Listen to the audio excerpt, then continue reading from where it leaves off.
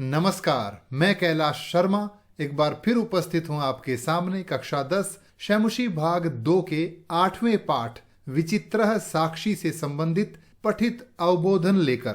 तो आइए शुरुआत करते हैं। पहला गद्यांश है कश्चनः निर्धनो जनः भूरि परिश्रम्य किंचिद वित्तम उपार्जितवान। अर्थात कश्चनः निर्धनः जनः, किसी निर्धन व्यक्ति ने यानी किसी गरीब आदमी ने भूरि परिश्रम्य कठिन परिश्रम करके किंचिद कुछ वित्तम धन उपार्जितवान कमाया।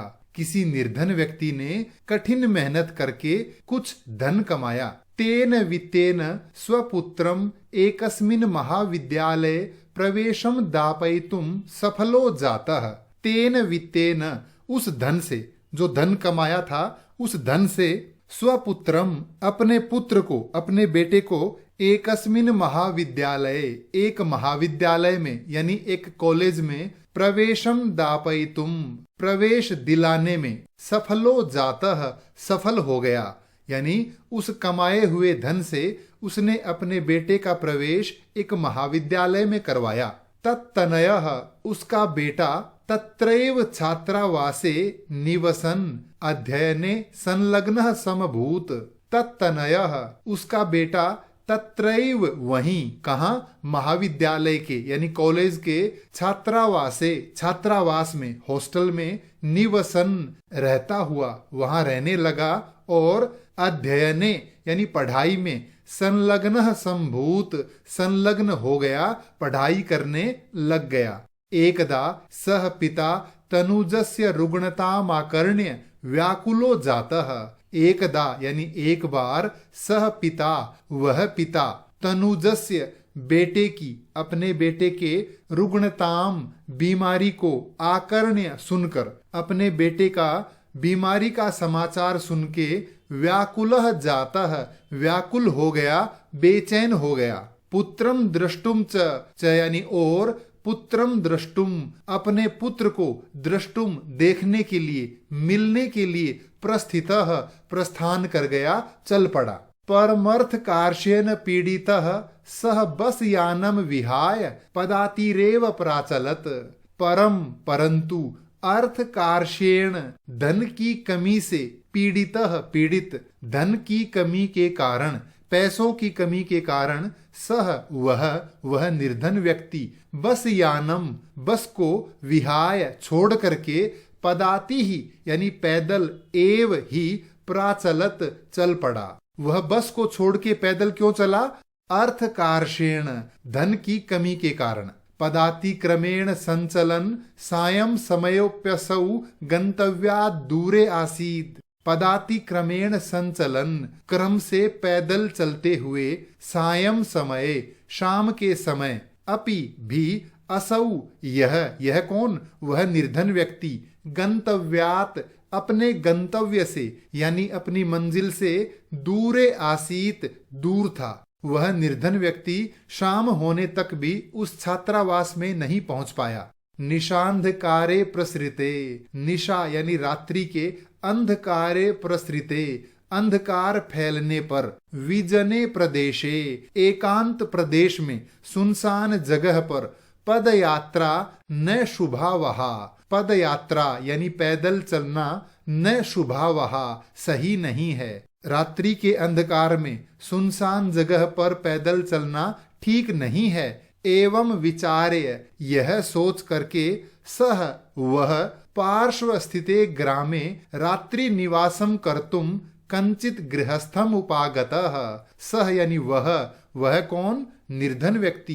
पार्श्व स्थिते ग्रामे, पार्श्व स्थिते यानी पास के ही, ग्रामे गांव में, रात्रि निवासम कर्तुम रात्रि निवास करने के लिए यानी रात को ठहरने के लिए, कंचित गृहस्थम किसी गृहस्थ के पास, किसी घर वाले व्यक्ति के पास, उपागतः चला गया। वह पास के ही गांव में रात्रि निवास करने के लिए किसी के घर पर चला गया। करुणा परो ग्रही तस्मै आश्रयम प्रायच्छत।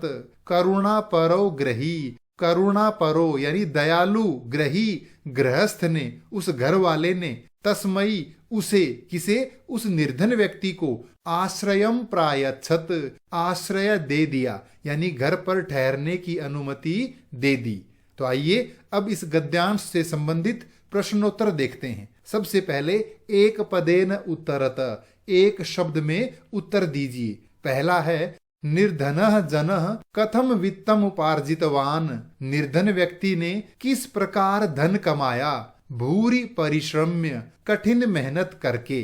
अगला है सह स्वपुत्रम कुत्र प्रवेशम दापयितुम सफलो जातः, वह अपने बेटे को कहां पर प्रवेश दिलाने में सफल हुआ, महाविद्यालय, यानी एक महाविद्यालय में, कॉलेज में। अगला प्रश्न है सह किमर्थम बस यानम विहाय पदाति प्राचलत, वह किस कारण से बस को छोड़ करके पैदल चला, अर्थ कार्शेन, धन की कमी के कारण। आगे बढ़ते हैं। पूर्ण वाक्येन उत्तरत, पूर्ण वाक्य में उत्तर दीजिए। निर्धनः जनः कस्य रुग्णताम आकर्ण्य व्याकुलो जातः, निर्धन व्यक्ति किसकी बीमारी के बारे में सुनकर व्याकुल हो गया। निर्धनः जनः तनुजस्य रुग्णताम आकर्ण्य व्याकुलो जातः, निर्धन व्यक्ति बेटे की बीमारी का समाचार सुनकर व्याकुल हो गया। कीदृशे प्रदेशे पदयात्रा न शुभावहा, किस प्रकार के प्रदेश में, किस प्रकार की जगह पर पैदल चलना शुभ नहीं है, अच्छा नहीं है। विजने प्रदेशे पदयात्रा न शुभावहा, विजन प्रदेश में, सुनसान जगह पर पैदल यात्रा करना सही नहीं है। पिता किम द्रष्टुम प्रस्थितः, पिता किसे देखने के लिए चल पड़ा। पिता स्वपुत्रम द्रष्टुम प्रस्थितः, पिता अपने पुत्र को देखने के लिए चल पड़ा। अगला गद्यांश है विचित्रा दैव गति ही, विचित्रा यानी विचित्र है, दैव गति ही, दैव यानी भाग्य, गति यानी चाल, समय की चाल, भाग्य की चाल विचित्र है, अनोखी है। तस्याम एव रात्रौ, उसी रात्रि में, तस्मिन ग्रहे, उसी घर में जहां पर वो निर्धन व्यक्ति आश्रय लेने के लिए ठहरा था, उस रात उसी घर में कश्चनः चोरः, कोई चोर, गृहाभ्यंतरम प्रविष्टः, गृहाभ्यंतरम घर के भीतर, प्रविष्टः घुस गया।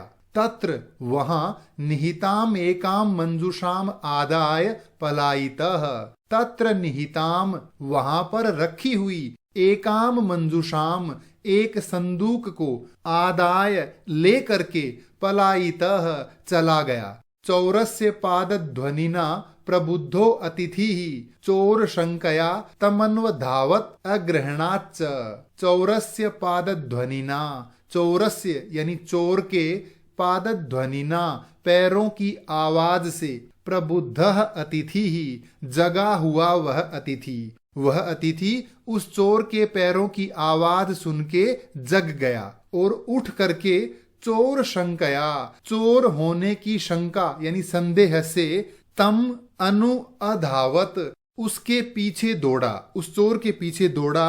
अग्रहणात् च यानी और, अग्रहणात् उस चोर को, अग्रहणात् यानी पकड़ लिया, उसके पीछे दौड़ा और उस चोर को पकड़ लिया।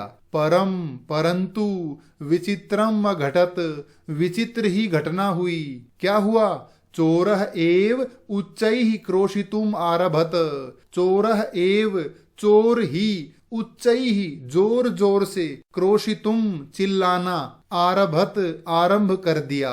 वह चोर ही जोर जोर से चिल्लाने लग गया।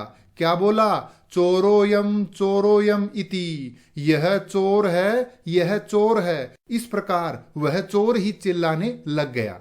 तस्य तारस्वरेण प्रबुद्धाः ग्रामवासिनः स्वगृहात् निष्क्रम्य तत्रागच्छन्। तस्य तारस्वरेण, तस्य उसके, तारस्वरेण तेज आवाज से, उस चोर के चीखने की जोर जोर की आवाज से, प्रबुद्धाः ग्रामवासिनः जगे हुए गांव वाले लोग, स्वगृहाद निष्क्रम्य अपने घर से बाहर निकलकर, तत्र आगच्छन् वहां आ गए।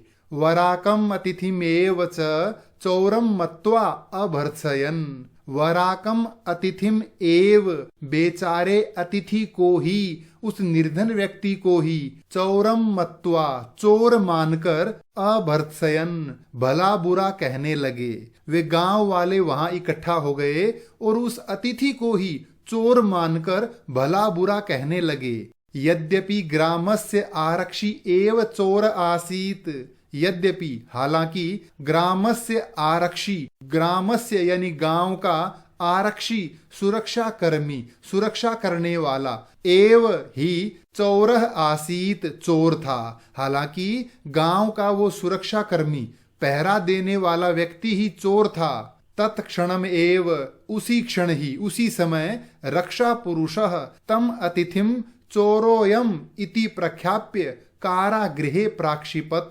रक्षा पुरुषः, रक्षा पुरुषों ने यानी पुलिस वाले ने, तम अतिथिम, उस अतिथि को, उस निर्धन व्यक्ति को, चोरोयम, यह चोर है, इति प्रख्याप्य, यह सिद्ध करके, यह मान करके, कारागृहे यानी जेल में, प्राक्षिपत, डाल दिया। उस पुलिस वाले ने उस अतिथि को ही चोर मान करके जेल में डाल दिया। आइए इस गद्यांश से संबंधित प्रश्नोत्तर देखते हैं। सबसे पहले एक पदेन उत्तरत, एक शब्द में उत्तर दीजिए।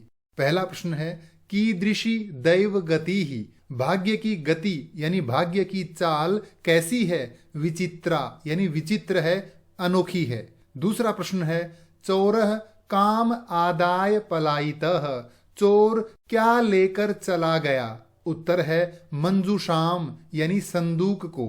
अगला प्रश्न है अतिथि केन प्रबुद्धः, अतिथि किस से जाग गया, पादध्वनिना यानी पैरों की आवाज से।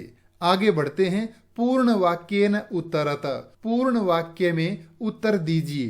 पहला प्रश्न है चोरोयम चोरोयम इति कह क्रोशितुम आरभत, यह चोर है, यह चोर है, ऐसा किसने चिल्लाना शुरू किया। चोरोयम चोरोयम इति चोरः एव क्रोशितुम आरभत, यह चोर है, यह चोर है, ऐसा चोर ने ही चिल्लाना शुरू कर दिया। अगला प्रश्न है ग्रामवासिनः कम चोरम मत्वा अभर्त्सयन्, गांव वालों ने किसे चोर मानकर भला बुरा कहा। ग्रामवासिनः वराकम अतिथिमेव चोरम मत्वा अभर्त्सयन्, गांव वालों ने बेचारे अतिथि को ही यानी उस निर्धन व्यक्ति को ही चोर मानकर भला बुरा कहा। अगला प्रश्न है कह चोरः आसीत, चोर कौन था, उत्तर है ग्रामस्य आरक्षी एव चोरः आसीत, गांव का सुरक्षा कर्मी, गांव की रक्षा करने वाला ही चोर था। अगला गद्यांश है अग्रिमे दिने सह आरक्षी चौर्याभियोगे तम न्यायालयम नीतवान, अग्रिमे दिने अगले दिन, सह आरक्षी वह आरक्षी, चौर्याभियोगे चोरी के आरोप में, तम उसे यानी उस अतिथि को, उस निर्धन व्यक्ति को, न्यायालयम नीतवान न्यायालय में, अदालत में ले गया। न्यायाधीशो बंकिम चंद्र उभाभ्याम पृथक पृथक विवरणम श्रुतवान, न्यायाधीश बंकिम चंद्र ने, न्यायाधीश कौन है, बंकिम चंद्र, उन्होंने उभाभ्याम दोनों से, पृथक पृथक अलग अलग, विवरणम यानी पूरा विवरण, श्रुतवान सुना, सर्वम वृत्तम अवगत्य सारी बात को समझ करके, सह वह यानी उस जज ने, उस न्यायाधीश बंकिम चंद्र ने, तम उसे यानी उस अतिथि को, निर्दोषम अमन्यत निर्दोष माना, बेकसूर माना, आरक्षिणम च और उस आरक्षी को, उस सुरक्षा कर्मी को, दोष भाजनम दोषी माना। किसे दोषी माना, उस आरक्षी को। किंतु प्रमाणाभावात सह निर्णेतुम न शक्नोत, किंतु लेकिन प्रमाण अभावात प्रमाण के अभाव में, सबूतों की कमी के कारण, सह वह न्यायाधीश, निर्णय तुम न अशक्नोत निर्णय नहीं ले पाया, क्योंकि आरक्षी के खिलाफ, उस सुरक्षा कर्मी के खिलाफ कोई भी सबूत नहीं था, ततोऽसौ तौ अग्रिमे दिने उपस्थातुम आदिष्टवान। ततः असौ, इसके बाद उसने यानी उस न्यायाधीश ने, तौ उन दोनों को, आरक्षी को और अतिथि को, अग्रिमे दिने अगले दिन, उपस्थातुम उपस्थित होने के लिए, आदिष्टवान आदेश दिया। अन्य द्युः तौ न्यायालये स्व स्व पक्षम पुनः स्थापितवन्तौ। अन्य द्युः अगले दिन, तौ उन दोनों ने, न्यायालय में, अदालत में, स्व स्व पक्षम अपना अपना पक्ष, पुनः स्थापितवन्तौ पुनः रखा, दोनों ने अपनी अपनी बात फिर से बताई। तदैव तभी कश्चित् तत्रत्य कर्मचारी समागत्य न्यवेदयत्। तदैव यानी तभी, कश्चित् तत्रत्यः, कश्चित् यानी किसी, तत्रत्यः वहीं के ही, कर्मचारी ने, समागत्य आकर के, उसी समय एक वहां के कर्मचारी ने आकर के, न्यवेदयत निवेदन किया, एक बात बताई, कहा, यत की, इतः क्रोश द्वयांतराले, इतः यहाँ से, क्रोश द्वयांतराले 2 कोस की दूरी पर, कश्चित् जनः केनापि हतः, कोई व्यक्ति किसी के द्वारा मारा गया है। यानी अदालत से 2 कोस दूरी पर किसी आदमी ने किसी को मार दिया है। तस्य मृत शरीरम राजमार्गम निक्षा वर्तते, उस व्यक्ति का मृत शरीरम, मृत शरीर यानी उस मरे हुए व्यक्ति की लाश, राजमार्गम निक्षा, सड़क के पास में ही, वर्तते है, उस व्यक्ति की लाश सड़क के पास में ही है। आदिश्यताम किम करणीयम इति, आदिश्यताम आदेश दीजिए, किम करणीयम इति क्या करना चाहिए। हे जज साहब हमें बताइए कि क्या करें। न्यायाधीशः आरक्षिणम अभियुक्तम च तम शवम न्यायालय आनेतुम आदिष्टवान। न्यायाधीश ने आरक्षिणम, उस आरक्षी को यानी उस सुरक्षा कर्मी को, और अभियुक्तम च, उस अभियुक्त को यानी उस आरोपी को अर्थात उस अतिथि को, तम शवम वह लाश, न्यायालय अदालत में, आने तुम लाने के लिए, आदिष्टवान आदेश दिया। न्यायाधीश ने उन दोनों को वह शव अदालत में लाने के लिए आदेश दिया। आइए अब इस गद्यांश से संबंधित प्रश्नोत्तर देखते हैं। सबसे पहले एक पदेन उत्तरत, एक शब्द में उत्तर दीजिए। आरक्षी चौर्याभियोगे अतिथिम कुत्र नीतवान। आरक्षी चोरी के आरोप में उस अतिथि को कहाँ ले गया? न्यायालयम, न्यायालय में यानी अदालत में। अगला प्रश्न है न्यायाधीशः कः आसीत। न्यायाधीश कौन था? कौन था? बंकिम चंद्रः, बंकिम चंद्र। अगला प्रश्न है कम निकषा मृत शरीरम आसीत। वह मृत शरीर यानी वह लाश किसके समीप थी? राजमार्गम, सड़क के पास। आगे बढ़ते हैं। पूर्ण वाक्य न उत्तरत, पूर्ण वाक्य में उत्तर दीजिए। न्यायाधीशः कम दोष भाजनम अमन्यत। न्यायाधीश ने किसको दोषी माना? न्यायाधीशः आरक्षिणम दोष भाजनम अमन्यत। न्यायाधीश ने उस आरक्षी को, उस सुरक्षा कर्मी को ही दोषी माना। अगला प्रश्न है न्यायाधीशः कस्मात् निर्णेतुम ना शक्नोत। न्यायाधीश किस कारण से निर्णय नहीं ले पाए? न्यायाधीशः प्रमाणाभावात् निर्णेतुम ना शक्नोत। न्यायाधीश प्रमाण के अभाव में, सबूतों की कमी के कारण निर्णय नहीं ले सके। अगला प्रश्न है न्यायाधीशः शवम कुत्र आनेतुम आदिष्टवान। न्यायाधीश ने वह शव कहाँ लाने का आदेश दिया? न्यायाधीशः शवम न्यायालय आनेतुम आदिष्टवान। न्यायाधीश ने शव को न्यायालय में आने के लिए आदेश दिया। अगला गद्यांश है आदेशम प्राप्य उभौ प्राचलताम। न्यायाधीश का आदेशम प्राप्य, आदेश प्राप्त करके, जब न्यायाधीश ने उन्हें वो लाश लाने के लिए कहा तो उस न्यायाधीश का आदेश पा करके उभौ, वे दोनों, वो आरक्षी और वो अतिथि, दोनों प्राचलताम चल पड़े। वे दोनों अदालत से उस लाश को लाने के लिए चल पड़े। तत्रोपेत्य वहां जाकर, कहां? उस लाश के पास जाकर। काष्ठ पटले निहितम पट्टाच्छादितम देहम, काष्ठ पटले लकड़ी के फट्टे पर, निहितम रखी हुई, पट्टाच्छादितम पट्ट से आच्छादित यानी कपड़े से ढकी हुई, देहम देह को, उस शरीर को, उस लाश को, स्कंधेन कंधे से, वहंतऊ ढोते हुए, अर्थात अपने कंधों पर रखकर ढोते हुए, न्यायाधिकरणम प्रति प्रस्थितऊ न्यायालय की ओर प्रस्थान किया। वे दोनों वहां गए और फट्टे पर रखी हुई, कपड़े से ढकी हुई उस लाश को कंधों पर उठाया और न्यायालय की ओर चल पड़े।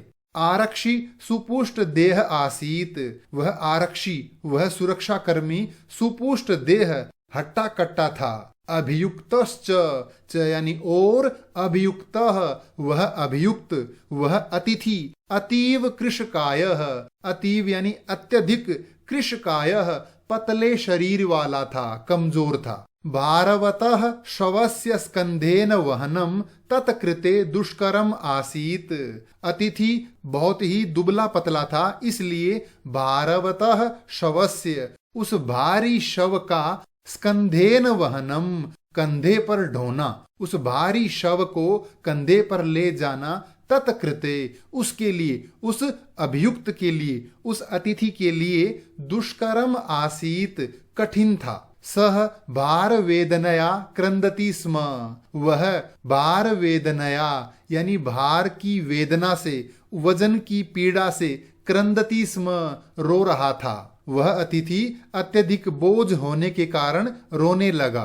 तस्य क्रंदनम निशम्य, उस अतिथि का क्रंदनम यानी रोना, निशम्य सुन करके, वह अतिथि जब रोने लग गया तो उसका रोना सुन करके, मुदितः आरक्षी प्रसन्न आरक्षी ने, उस सुरक्षा कर्मी ने, तम उवाच उससे कहा, उस अतिथि से कहा, रे दुष्ट, अरे दुष्ट व्यक्ति, तस्मिन् दिने त्वया हम चोरिताया मंजूषाया ग्रहणात वारितः, तस्मिन् दिने उस दिन, किस दिन? जब मैं चोरी कर रहा था उस दिन, त्वया तुम्हारे द्वारा, अहम मैं, चोरिताया मंजूषाया चुराई हुई संदूक के, ग्रहणात ग्रहण करने से, वारितः रोका गया। उस दिन तुमने मुझे वह संदूक चुराने से रोका। इदानीम अब, निज कृत्यस्य फलम भुंक्ष्व, निज कृत्यस्य अपने कृत्य का, अपने किए हुए कार्य का, फलम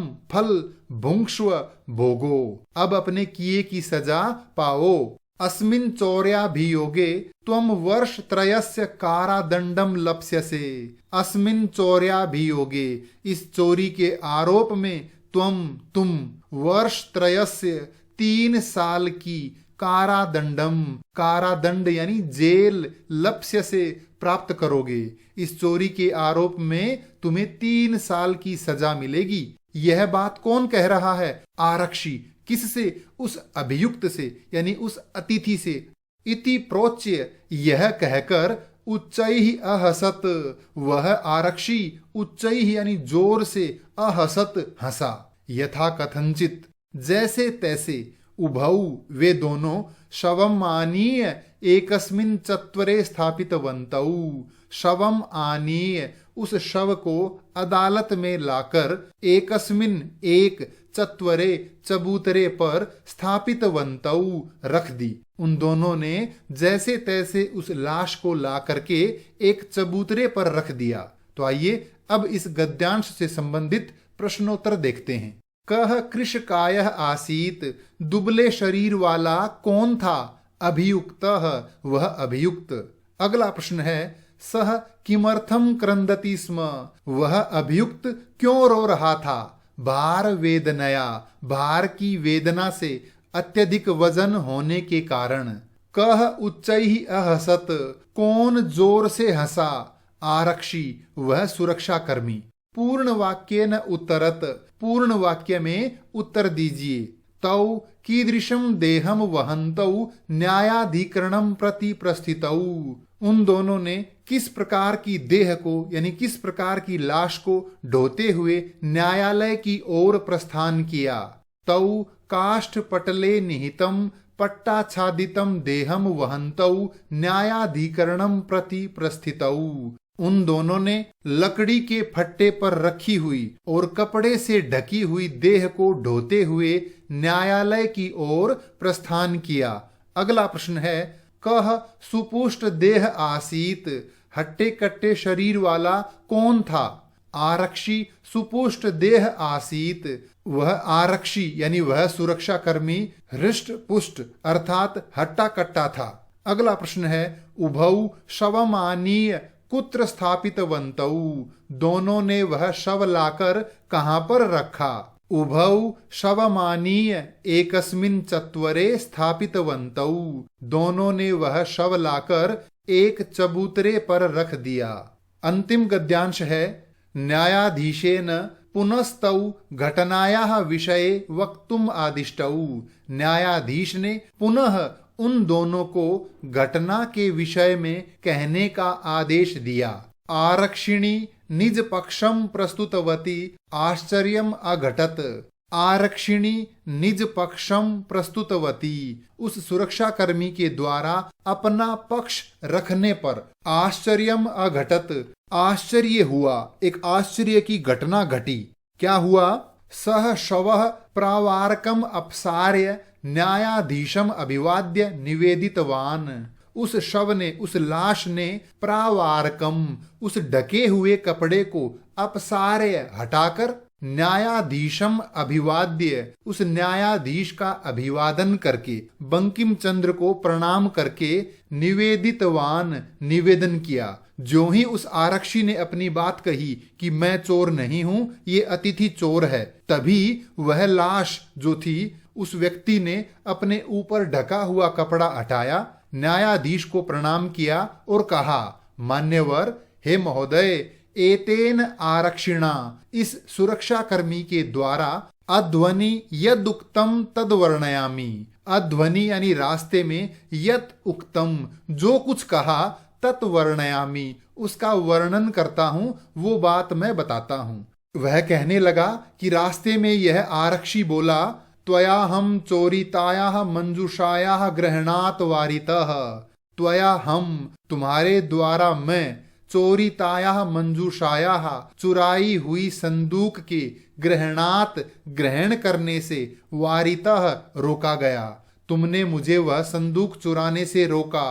अतः निज कृत्यस्य फलम भुंक्ष्व, अब अपने कृत्य का अब अपने किए हुए का फल भोगो। अस्मिन् चौर्याभियोगे त्वं वर्षत्रयस्य कारादंडम लप्स्यसे इति, इस चोरी के आरोप में तुम 3 साल की जेल प्राप्त करोगे, यानी तुम्हें 3 साल की जेल होगी। इति ऐसा उस शव ने उठकर जज को वह रास्ते में हुई सारी बात बताई। न्यायाधीशः आरक्षिणे कारादंडम आदिश्य तम जनम ससम्मानम मुक्तवान, न्यायाधीशः उस न्यायाधीश ने आरक्षिणे उस सुरक्षा कर्मी को कारादंडम आदिश्य जेल की सजा सुनाकर तम जनम उस व्यक्ति को, किसको? उस निर्धन व्यक्ति को, उस अतिथि को ससम्मानम मुक्तवान, ससम्मान मुक्त कर दिया, यानी बाइज्जत बरी कर दिया। अतएव उच्यते, इसीलिए कहा है, दुष्कराण्यप्य कर्माणि मतिवैभवशालिनः नीतिम युक्तिम समालंब्य लीलयैव प्रकुर्वते। इसका अन्वय है, मति वैभवशालिनः दुष्कराणि कर्माणि अपि नीतिम युक्तिम समालंब्य लीलया एव प्रकुर्वते। मति वैभवशालिनः बुद्धिमान व्यक्ति दुष्कराणि कर्माणि कठिन से कठिन कार्यों को अपि भी नीतिम युक्तिम नीति और युक्ति को अर्थात नीति और उपायों को समालंब्य सहारा लेकर लीलया यानी खेल खेल में अर्थात बड़ी आसानी से एव ही प्रकुर्वते कर लेते हैं। यानी जो बुद्धिमान होते हैं वो कठिन से कठिन कार्यों को भी अपने उपायों के माध्यम से आसानी से पूरा कर लेते हैं। आइए इस गद्यांश से संबंधित प्रश्नोत्तर देखते हैं। पहला है न्यायाधीशेन पुनस्तौ कस्याः विषये वक्तुम आदिष्टौ। न्यायाधीश के द्वारा उन दोनों को किसके विषय में कहने का आदेश दिया गया। घटनायाः यानी घटना के विषय में कहने का आदेश दिया। आरक्षिणी निज पक्षम प्रस्तुतवती किम अघटत। आरक्षी के द्वारा अपना पक्ष प्रस्तुत करने पर क्या घटना घटी। आश्चर्यम आश्चर्य की घटना घटी। अगला प्रश्न है न्यायाधीशः कस्मै कारादंडम आदिष्टवान। न्यायाधीश ने किसको कारादंड दिया यानी किसको जेल की सजा सुनाई। आरक्षिणे यानी उस आरक्षी को, उस सुरक्षा कर्मी को। पूर्ण वाक्य न उत्तरत। पूर्ण वाक्य में उत्तर दीजिए। पहला प्रश्न है शवः प्रावार्कम अपसार्य कम अभिवाद्य सर्वम वृतांतम निवेदितवान। उस शव ने कपड़े को हटाकर किसे अभिवादन किया और सारा वृतांत सुनाया। शवः प्रावार्कम अपसार्य न्यायाधीशम अभिवाद्य सर्वम वृतांतम निवेदितवान। उस शव ने वह ढका हुआ कपड़ा हटाकर न्यायाधीश को अभिवादन करके यानी बंकिम चंद्र को प्रणाम करके सारी बात बताई। अगला प्रश्न है त्वया हम चोरितायाः मंजूषायाः ग्रहणात् वारितः। तुमने मुझे वह चुराई हुई संदूक लेने से रोका। इति केन अध्वनि उक्तम। रास्ते में यह किसने कहा। त्वया हम चोरितायाः मंजूषायाः ग्रहणात् वारितः इति आरक्षिणा अध्वनि उक्तम।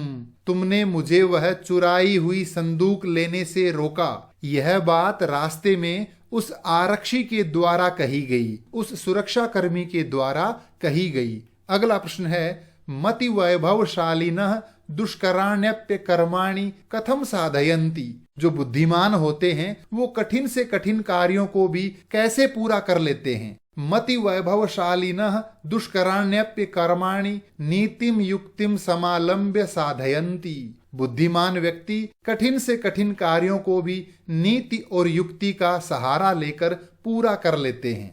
ये था पाठ विचित्रः साक्षी से संबंधित अपठित अवबोधनम। इस पाठ से संबंधित कोई भी प्रश्न हो तो कृपया कमेंट्स में लिखकर अवश्य पूछें। धन्यवाद।